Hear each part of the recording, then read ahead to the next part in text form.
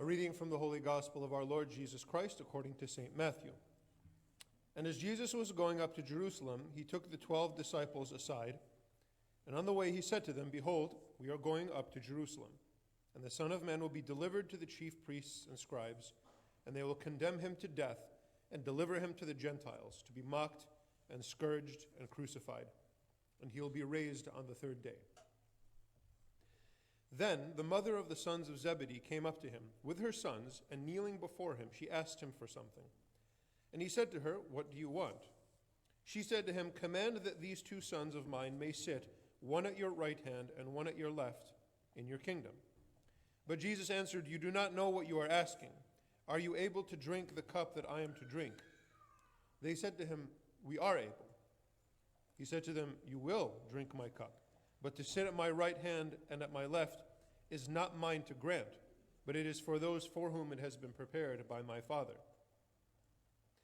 And when the 10 heard it, they were indignant at the 2 brothers. But Jesus called to them and said, "You know that the rulers of the Gentiles lord it over them, and their great men exercise authority over them. It shall not be so among you, but whoever would be great among you must be your servant, and whoever would be first among you must be your slave, even as the Son of Man came not to be served, but to serve, and to give his life as a ransom for many." Ushuha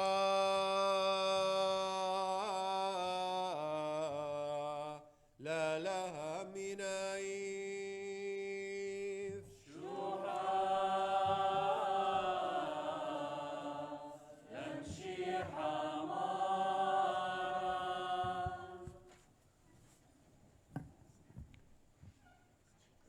So imagine you invite somebody over, and as soon as they walk in, without saying hi, without even looking at you, without even acknowledging anybody's presence, they go straight to the table where the snacks are, where the food is, and they start eating.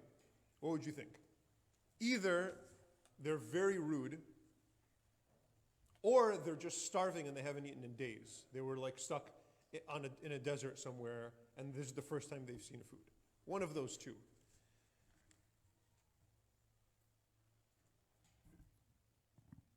We're like that with God sometimes. We enter his presence through prayer without even saying hi. We start telling him what we want, like we're addicted, like we're starving, without even praising him even for a second, without even saying, "Our Father who art in heaven." We just jump straight to "Give us this day our daily bread."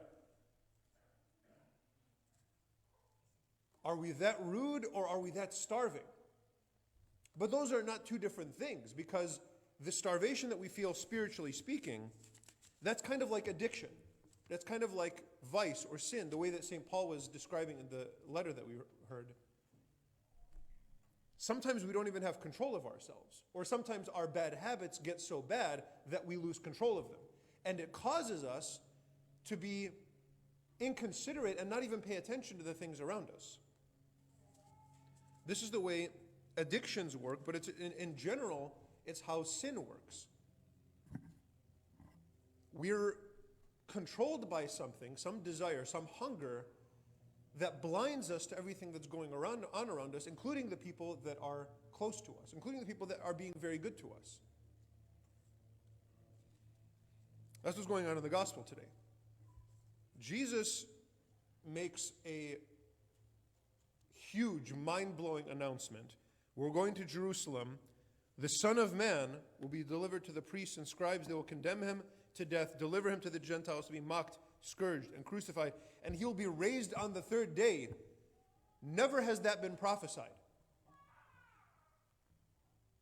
And Jesus brings them to the side, announces this to them as a special group among his followers, and right away, it says then, right then, the sons of Zebedee, James and John, and their mother go to Jesus and ask about where they're going to get to sit when Jesus becomes a king. What kind of addiction, what kind of hunger did they have for power in this case? Power or honor, which are related things. Imagine not even saying, wait, what do you mean any of this? Just explain even what you mean by Son of Man. That alone is something big. But you're going to be crucified, you're going to rise on the third day. Can we talk about this? No, forget about all of that. Where's the food?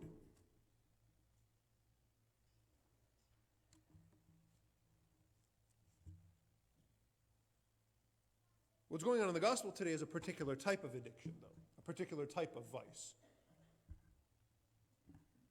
The hunger for power.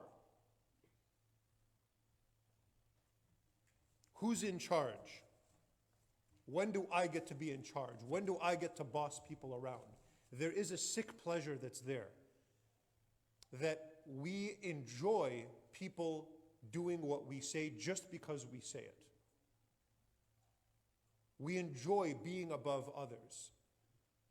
We enjoy being boss. And not just us being boss, but others being subservient to us. This is something deeply embedded in human history. And it's not out of nowhere. It's an addiction, it's a hunger that's there in our sinful nature. And it's expressed even here among the disciples. Why is it expressed even here among the disciples? Shouldn't the church, shouldn't people who follow Christ not be like this? Yeah, of course they shouldn't be like this. And Jesus says exactly that. It shall not be so among you. And yet it is. And two, at least, we don't know how the others were, but at the very least, two were brave enough to express their addiction, their hunger. And it's there, even within the church. What's the problem? Well, the problem is not leadership itself. If you don't have leadership, you don't have an organization. It's simple as that. There's no way. They say it's like herding cats. If you don't have some kind of leadership, some kind of organizational structure, then you don't have an organization. So you have to have leaders. Jesus never says, no, there's not going to be any leadership. Everyone is perfectly fine as they are without anybody sort of calling the shots. No, he knows that the church is going to be an organization, and it's going to be an organization made up of human beings. And when you have human beings that all want different things, there has to be something guiding them. But it has to be a certain way. And Jesus very deeply understands there's a difference between leadership and tyranny. Tyranny, and it's a very, very simple distinction. It's not about how mean you are or if you use force. Tyranny simply means the person who's in charge is leading because of what he wants. Leadership means the person who's in charge is leading because of what's right. That's the only difference. And sometimes tyrants use force and they use, weapons and they use armies. And sometimes tyrants use propaganda and they will just sort of sell you fancy words. They'll use marketing. But if they're leading for their own good and not the good of the community, that's tyranny. And we see that everywhere. We see that from the biggest countries to the smallest businesses or organizations within or even the church, or even within families.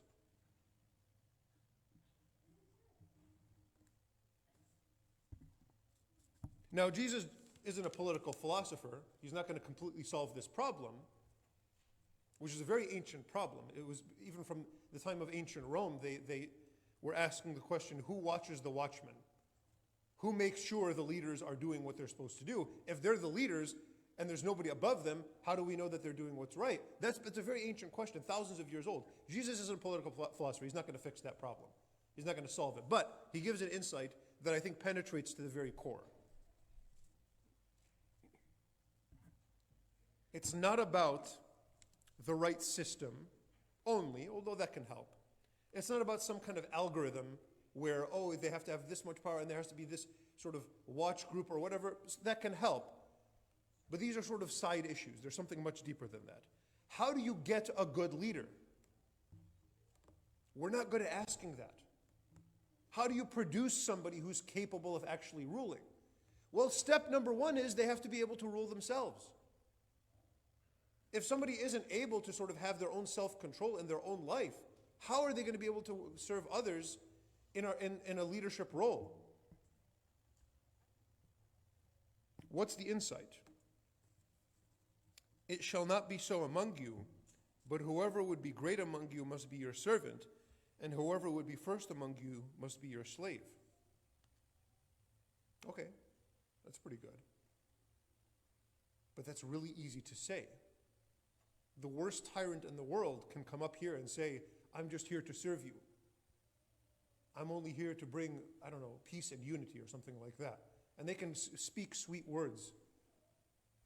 But saying it is different than being it and doing it. In the end, the last line of the gospel is the right insight. Even as the Son of Man came not to be served, but to serve, and to give his life as a ransom for many. Breaking out of tyranny, real leadership, within ourselves, ruling our own heart, within our communities or our families, comes from allowing ourselves, being willing to give our lives as a ransom, to die. And St. Paul's problem with the conflict within himself, who will free me from this body of death? The answer is Jesus Christ. And the answer is to put to death all these selfish desires of the flesh and be willing to do that out of love for others. When we're able to do that on a daily basis, then we can be leaders of ourselves and we can start to serve others in this role as well. Amen.